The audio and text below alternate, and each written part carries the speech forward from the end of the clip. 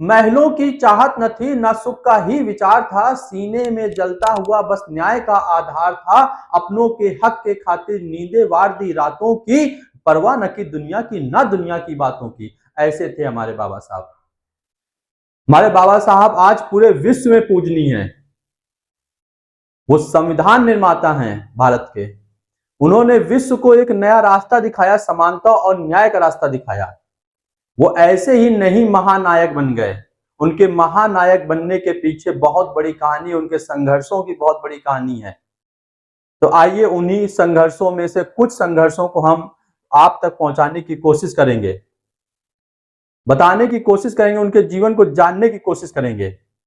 तो वीडियो को अंत तक देखिए, कम से कम उनके कुछ संघर्षों को हम सबको पता होना चाहिए। तो क्रम से देखते हैं कि उनके संघर्ष किस प्रकार से रहे हैं जीवन में। तो पहले उनके जन्म पे ही पहला जो यहाँ पे संघर्ष देखा गया वो उनके जन्म का ही था। वहां पर उनके जन्म को मूल नक्षत्र में बताया जाता है। उनका जन्म जो था वो मूल नक्षत्र बताया था, ऐसा ज्योतिषियों का कहना था। और मूल नक्षत्र के चलते ही उनकी माता का देहांत हुआ, ऐसा भी माना जाता है। और ये भी कहा जाता है, उनके पिता से ये कहा जाता था कि जिस बच्चे का मूल नक्षत्र में जन्म हुआ हो उसके पिता को अपने लड़के का चेहरा नहीं देखना चाहिए।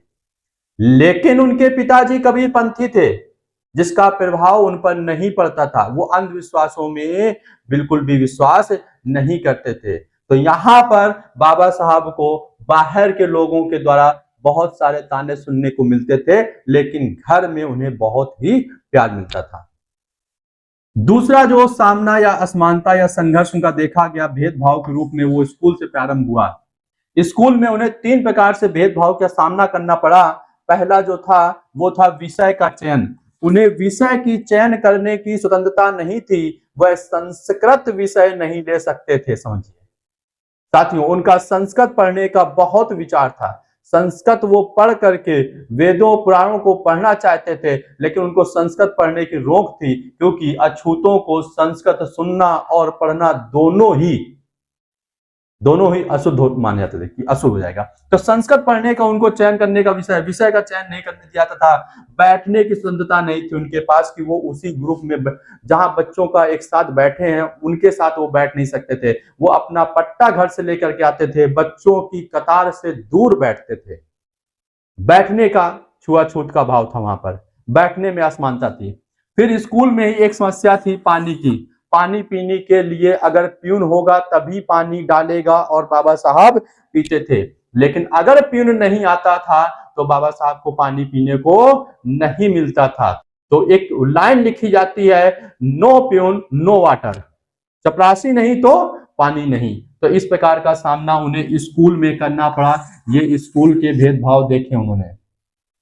फिर अगला है सफर। सतारा से इनको गोरेगांव जाना था। क्यों? क्योंकि गोरेगांव में इनके पिता पोस्टेड थे उस समय, किसी काम के सिलसिले में, किसी के जल निर्माण का काम चल रहा था, वहां पे उनको ठेका दिया गया था। तो उन्होंने अपने बच्चों को बुलाया था कि आप गोरेगांव आ जाइए। तो सतारा से जब वो गोरेगांव के लिए ट्रेन पे बैठते हैं और ट्रेन से उतरते हैं, और उतर करके जब उनको जाना होता है गोरेगांव, तो वहां से स्टेशन से गोरेगांव जहां तक उनके पिता काम करते थे वहां तक जाने के लिए साधन एक ही था, बैलगाड़ी का साधन हुआ करता था। तो बैलगाड़ी के लिए वहां पर उन्होंने जब स्टेशन मास्टर था उसने पूछा कि कहाँ जाना है बच्चा, तो उन्होंने बताया कि गोरेगांव जाना है मुझे फला वाला जगह पर। तो उन्होंने पूछा कौन से जात से हो, तो उन्होंने बताया मैं महार जात से हूँ। जब महार जात से बताया तो स्टेशन मास्टर संकुचित हो गया और पीछे हट गया। और इसी प्रकार से जितने भी बैलगाड़ी थे वहां पर, बैलगाड़ी वाले चालक थे, उन्होंने सब ने ये जाति जब पूछी तो उन्होंने सब ने मना कर दिया बाबा साहब को ले जाने से।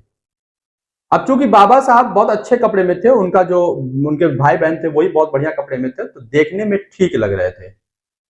तो स्टेशन मास्टर को थोड़ी सी दया आई और उसने कहा कि बच्चे साफ सुथरा हैं, अच्छे कपड़े पहने, अच्छे घर से लगते हैं, भले ही महार जाति से हैं, तो क्या हुआ।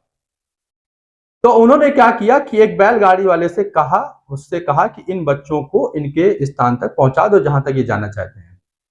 बैलगाड़ी वाला तैयार हो गया, लेकिन उसकी एक शर्त थी। शर्त यह थी कि बैलगाड़ी अगर हाँक सकते हो तो हाँक करके चलो। अब चूंकि बाबा साहब को गाड़ी हाँकना आता था, इसलिए उन्होंने गाड़ी हाँकी और हाँक करके वहां पर पहुंचे जहां उनके पिता ऑलरेडी थे। तो ये एक जो भेदभाव उनके जीवन का है, ये बहुत ही ज्यादा उन्हें कष्ट या दुखदाई देता है। आप सोच के देखिए कि आपको जाति के चलते आपको कोई ले ना जाए कहीं पर, आप कितना अपमानित फील करेंगे, आप कितना अपने आप को लाचार महसूस करेंगे। ये उनके जीवन का एक बड़ा दुखद किस्सा रहा है उनके लिए, और ये जिक्र वो हर किताब में हर जगह करते हैं सफर का, और ये किस्सा बड़ा परिवर्तनशील रहा उनके लिए। फिर अगला जो संघर्ष उनका आप देखेंगे वो है बड़ौदा में। जब वह बैरिस्टर की पढ़ाई करके वापस आए, शिक्षित थे, देखिए अब आप शिक्षित हो चुके हैं, बचपन से बड़े हो चुके हैं, शिक्षा प्राप्त कर चुके हैं, शिक्षित होकर के आए तो बड़ौदा में वो नौकरी के लिए गए। नौकरी जहां उन्होंने की, उनके ऑफिस में चपरासी जो था, देखिएगा भेदभाव, उनके ऑफिस का जो चपरासी था, जब वह उनसे फाइल मंगाते थे तो वो चपरासी वो फाइल फेंक कर देता था। ये देखिए जाकर पढ़े लिखे थे, एक वेल चेयर ऑफिसर की कुर्सी पर बैठे हुए थे, चपरासी जानता था कि ये महार जाति के हैं, इनको छूना नहीं है, इस वजह से चपरासी भी उनके साथ भेदभाव करता था और वो फाइल क्या करता था, फेंक देता था। सोचिए जरा, समझे, ये देखिए कितना भेदभाव था। उनके लिए उसी ऑफिस में उसी जगह पानी का अलग बर्तन रखा था, मतलब उनके लिए पानी पीने का बर्तन अलग कर दिया गया। पढ़ने के बाद आप किसी पोस्ट पे आज बैठ जाते हैं, कभी कभी होता होगा आपके साथ ऐसा, ये मानसिकता आपको अभी भी देखने को मिल सकती है कहीं कहीं, ऐसा नहीं कि ये बिल्कुल समाप्त हो चुका है अभी भी। फिर आगे उन्होंने कमरे पर, किराए पर जो कमरा मिलना था, जब वो वहां पर रहने गए तो उन्हें किराए पर कमरा लेना था। जब भी वो किसी के पास कमरा किराए के लिए लेने जाते थे तो उनसे पहले उनकी जाति पूछी जाती थी, और वो जब जाति को माहर बताते थे, अछूत जाति के पता चलता था, तो लोग उन्हें कमरा देने से मना कर देते थे। बहुत कोशिश की लेकिन उन्हें किसी ने भी कमरा नहीं दिया। तब जाकर के वो एक सराय में रुके जाकर के, और सराय में भी 11 दिन बाद जब लोगों को ये पता चला कि ये माहर जात के अछूत हैं, तो लोग डंडे लाठी लेकर के उनके कमरे में पहुंच गए, उनको मारने के लिए, उनको भगाने के लिए। वहां से वो किसी प्रकार से बच करके वहां से निकल आए। इतने संघर्ष कि कोई भी व्यक्ति क्या हो जाए, टूट जाए, अपने आप में टूट जाएगा, और वो समाज को बदलने की तो छोड़िए, वो अपने जीवन को ही बचाने में लगा रहेगा कि हम अपने जीवन को ही कैसे बचाएं। वो अपने जीवन में ही इतना डिप्रेशन बोलते हैं हम आज जिस समय, अपने ही जीवन में, अपने ही समय में, अपने ही माइंड में इतना डिप्रेस्ड हो जाएगा कि वो समाज को उद्धार छोड़िए, अपना ही उद्धार कर ले, ये बड़ी चीज है। लेकिन हमारे बाबा साहब का दृढ़ निश्चय देखिए, उनकी सहनशीलता देखिए कि इतने अपमान होने के बाद भी उन्होंने संघर्ष को नहीं छोड़ा और उस संघर्ष पर अपनी जीत हासिल की, और आज समाज में उन्हीं की बदौलत हम इन सभी मुद्दों पर सबके समान काम कर पा रहे हैं। तो ऐसे थे हमारे बाबा साहब, उन्होंने व्यक्तिगत लड़ाई नहीं लड़ी, उन्होंने सामाजिक लड़ाई लड़ी, और आज हम उन्हीं बाबा साहब को ससम्मान नमन करते हैं, और हमारा पूरा समाज आज उनको प्यार करता है।